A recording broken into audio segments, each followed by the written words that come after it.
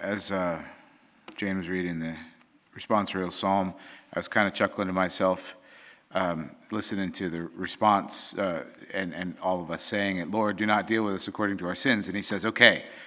And then we say, but Lord, no, seriously, don't deal with us according to our sins. Okay, I won't. Right? He doesn't deal with us according to our sins. We have to ask him that sometimes, mostly just to remind ourselves that he doesn't do it. But while we were yet still sinners, he died for us. Right? The impact of that should really drive itself home into our hearts. He wants to be our friends, and he knows what he's getting into. Right? So he's not surprised by our brokenness. He's not surprised that we're weak. He's not surprised that we fail.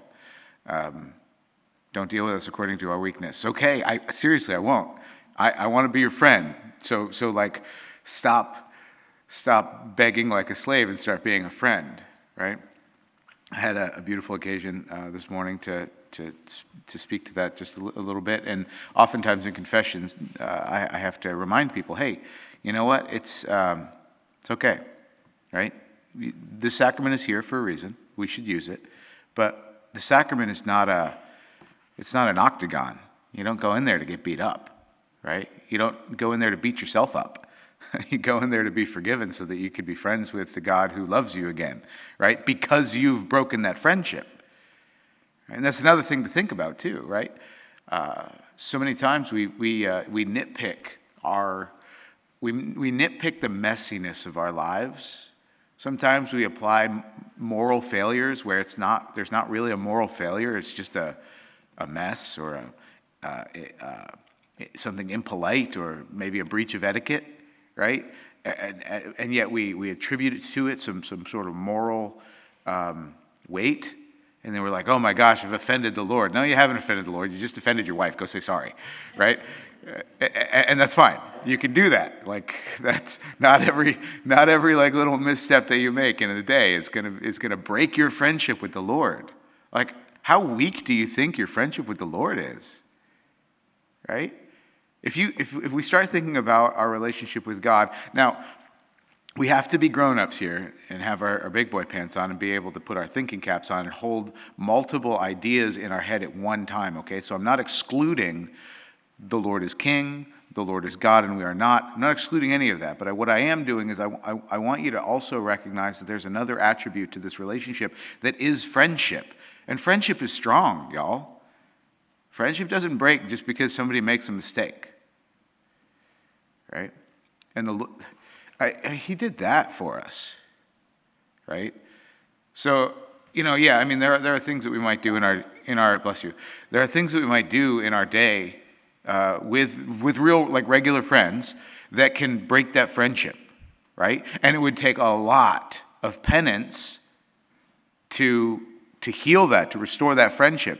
And it may never come in human relationships. It may never get back to what it was, right? But you can work to restore it. You can be forgiven, and you can move on, right? Well, yeah, with our relationship with the Lord, there are things that we can do that break that friendship, right? We call them mortal sins.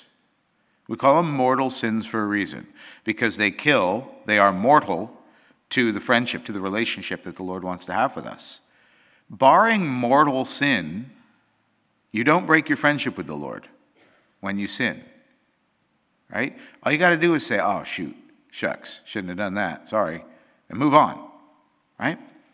And I don't mean that to be dismissive of sin. I mean that to show the graciousness of the Lord and the strength of God's relationship through the church in the power of the sacraments that we have with him. You think you could break the Eucharist with a foul word? You think you could break the love of the Blessed Sacrament with a sentence or a conversation of gossip? You think you can break the sacrifice of Jesus on the cross because you told a lie to your wife so that you didn't get in trouble? You shouldn't have done it, but no, you don't. You don't break the bonds of friendship with those things. It makes life messy, it does.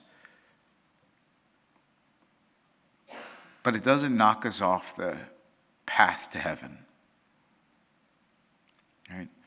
it might be advantageous to many of us to spend some time thinking about, as we undoubtedly have spent time thinking about how God is God and I am not, as we've spent time thinking about how the Lord is King, how God is our Father, it might behoove us to spend just as much time thinking about the reality that I no longer call you slaves, I call you my friends.